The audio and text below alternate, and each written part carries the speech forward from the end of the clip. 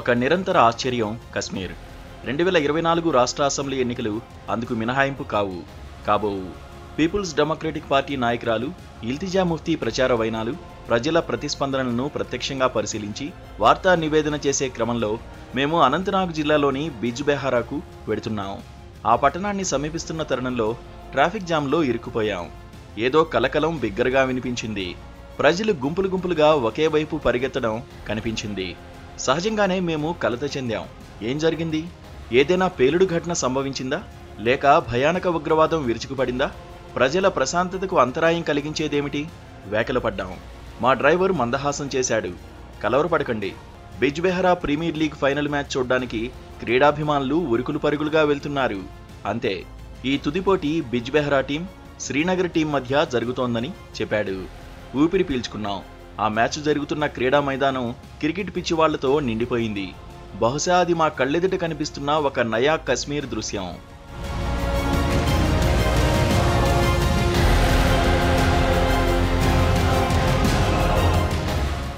అవునా? నయా కశ్మీర్కు అంతకంటే అత్యుత్తమమైన దృష్టాంతాలు శ్రీనగర్ నడిబొడ్డున ఉన్న చరిత్రాత్మక లాల్ చౌక్లో కనిపించాయి. తమ చౌక్లో త్వరలోనే ఒక బర్గర్ కింగ్, డొమినోస్ రాబోతున్నాయని అక్కడి దుకాణదారులు చెప్పారు. కశ్మీర్ రాజధాని నగరంలోని ప్రధాన వాణిజ్య కేంద్రమైన లాల్ చౌక్లో నిన్నగాక మొన్నటిదాకా వేర్పాటువాద హురియత్ కాన్ఫరెన్స్ బంద్కు పిలుపునిస్తే చాలు ఆ చౌక్లో చీమ చిటుక్కుమనేది కాదు. బంద్ రోజునే కాదు, అంతకుముందు ఆ తర్వాత రోజుల్లో కూడా దుకాణాలు మూతపడి ఉండేవి. మరి గత 5 ఏళ్లుగా ఆ దుకాణాలు సూర్యాస్తమయం తర్వాత రాత్రి పొద్దుపోయే వరకు నిర్భయంగా తెరిచే ఉంటున్నాయి. శ్రీనగర్లో మేము బస చేసిన హోటల్ యజమాని సగర్వంగా ఇలా చెప్పాడు. 2023-24లో లాగా మాకు మునిపెన్నడూ వ్యాపారం జరగనేలేదు. కోవిడ్ కాలంలో అయితే అసలు నా హోటల్ను అమ్మివేసేందుకు కూడా నిర్ణయించుకున్నాను. అయితే ఆ దుస్థితి తొలగిపోయింది. పర్యాటకులు మళ్లీ వెల్లువెత్తుతున్నారు. అన్ని రకాల ప్రయాణ సదుపాయాలు, విద్యుత్ సరఫరా పరిస్థితులు ఇతోధికంగా మెరుగుపడ్డాయి. ఎటకేలకు కశ్మీర్ మళ్లీ సరైన పురోగమన పథంలో సాగుతోంది. ఆ హోటల్ యజమాని ఆనందమే మా ఆనందమైంది. ఎంతసేపు?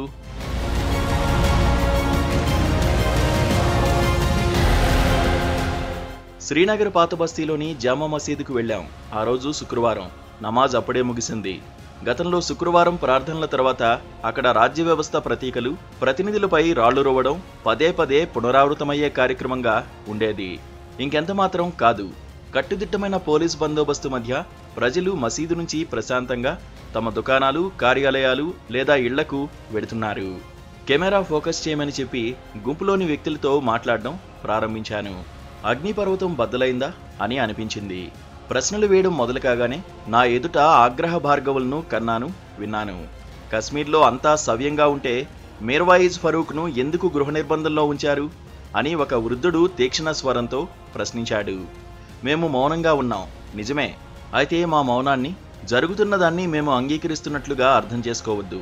మా రాష్ట్రాన్ని ఒక కేంద్రపాలిత ప్రాంతంగా కుదించివేసి న్యూఢిల్లీ మమ్మల్ని శిక్షించింది. నిజం కాదా అని మరో ఆగ్రహ గొంతు మమ్మల్ని నిలదీసింది. మేం భయంగా బతుకుతున్నాం. మా అభిప్రాయాలను బహిరంగంగా వ్యక్తం చేస్తే మమ్మల్ని తప్పక జైల్లోకి తోహేస్తారని స్థూలకాయుడైన ఒక వృద్ధుడు సూటిగా చెప్పాడు. పరిస్థితి అదుపు తప్పుతోందని మాకర్థమైంది. ఇంతలో జమ్మూ కాశ్మీర్ పోలీస్ అధికారి ఒకరు అక్కడికి వచ్చి మమ్మల్ని అక్కడి నుంచి సురక్షిత ప్రదేశానికి తీసుకువెళ్లాడు. వేర్పాటువాదుల బృందాలను రాజకీయంగా ఎంతగా బలహీనపరచాలో అంతగా బలహీనపరిచారు. అయితే వేర్పాటువాద వైఖరులు, ఆంక్షలు ఇంకా ఎంతో బలీయంగా ఉన్నాయని ఆ పోలీస్ అధికారి మాకు స్పష్టంగా చెప్పాడు.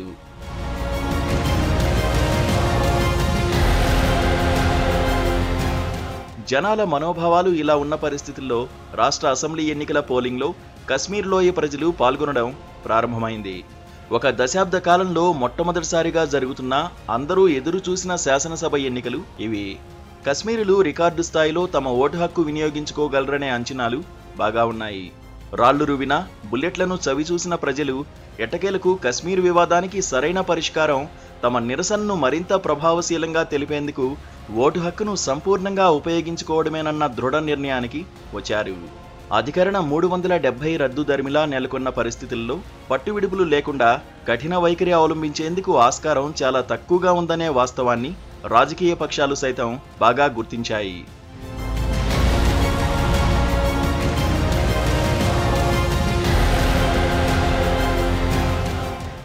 నేషనల్ కాన్ఫరెన్స్ అగ్రనాయకుడు ఒమర్ అబ్దుల్లానే ఇందుకొక నిదర్శనం. ఆయన తొలుత ఈ అసెంబ్లీ ఎన్నికల్లో పోటీ చేయకూడదని నిర్ణయించుకున్నారు. అయితే ఒకటి కాదు 2 నియోజకవర్గాల నుంచి పోటీ చేస్తున్నారు. మరో మాజీ ముఖ్యమంత్రి మెహబూబా ముఫ్తీ ఈ ఎన్నికల్లో పోటీ చేయనప్పటికీ తన కుమార్తె ఇల్తిజా ముఫ్తీని ప్రప్రథమంగా ఎన్నికల బరిలోకి దించారు. సరే, కశ్మీర్ లోయలో బీజేపీకి లాంఛనప్రాయమైన ఉనికి మాత్రమే ఉంది. రాహుల్ గాంధీ మొహబ్బత్ కీ దుకాన్ సందేశం కశ్మీరు లోయ ప్రజల మనసుల్లో గట్టిగా ప్రతిధ్వనించగలదనే ఆశ కాంగ్రెస్ శ్రేణుల్లో నిండుగా ఉంది.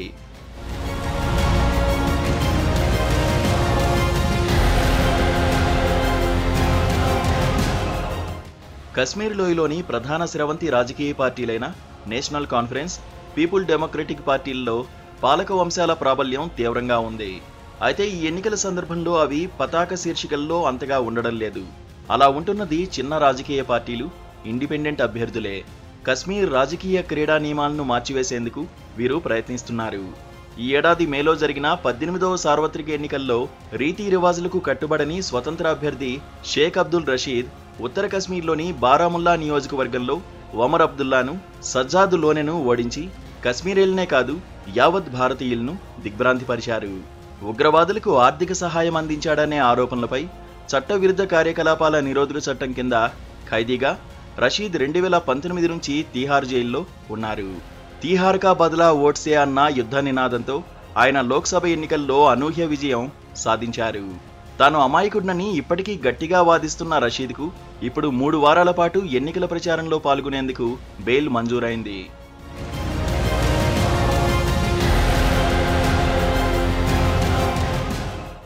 బహుముఖ పోటీలు కశ్మీర్లో ప్రజాస్వామ్య వాతావరణానికి ఒక నిదర్శనమని కేంద్ర ప్రభుత్వం పదే పదే చెబుతోంది. ఈ అసెంబ్లీ పోరు 1977 అనంతరం కశ్మీరీలు పూర్తి స్థాయిలో క్రియాశీలకంగా పాల్గొంటున్న ప్రప్రథమ ఎన్నికలు. ఈ శాసనసభ సమరం పట్ల బహిరంగంగా వెల్లువెత్తుతున్న ఆనందోత్సాహాలు కశ్మీరీల మనసుల్లోని అంతర్గత అల్లకల్లోలాన్ని దాచిపెడుతున్నాయి. అవును, ఇది నిజం. భారతదేశ ఏకైక ముస్లిం మెజారిటీ రాష్ట్రాన్ని ఒక కేంద్రపాలిత ప్రాంతంగా కుదించివేయడం, ఒక మున్సిపాలిటీ కంటే తక్కువ అధికారాలు ఉన్న శాసనసభ ఏర్పాటుకు పూనుకోవడం, కశ్మీర్ లోయ కంటే జమ్మూ ప్రాంతానికి ఎక్కువ ప్రాతినిధ్యం లభించేలా నియోజకవర్గాల పునర్విభజన, పరిపాలనా వ్యవస్థను ప్రజలు ఎన్నుకొని అందున కేంద్రానికి ఏజెంటుగా వ్యవహరించే లెఫ్టినెంట్ గవర్నర్ నియంత్రణలో ఉంచడం మొదలైనవి కశ్మీరీలకు మాటల్లో చెప్పలేని మనస్తాపం కలిగిస్తున్నాయని మరి చెప్పనవసరం లేదు.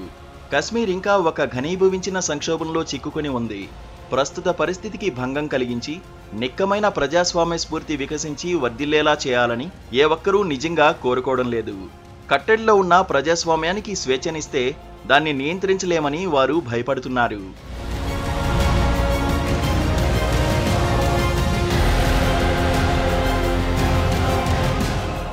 భారత జాతీయోద్యమ విలువలను గౌరవించే అటల్ బిహారీ వాజ్పేయి ఉత్తేజకర ఉద్ఘోష, సమ్మిళిత్వం, మానవతావాదం, ప్రజాస్వామ్యం కశ్మీర్ పరిణామాల పరిశీలకులను ఎంతగానో ఉత్సాహపరిచింది.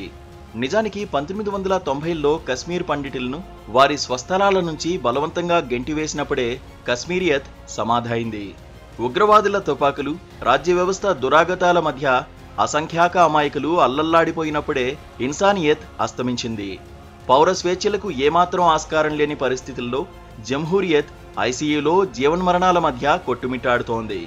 రణగోణ ధ్వనులతో జరుగుతున్న ప్రస్తుత ఎన్నికలు రుధిరలోయ యథార్థాలను మార్చలేవు. కశ్మీరీల కష్టాలు, ఉగ్రవాద సవాళ్లతో భారత్ బాధలు సశేషంగా ఉంటాయి.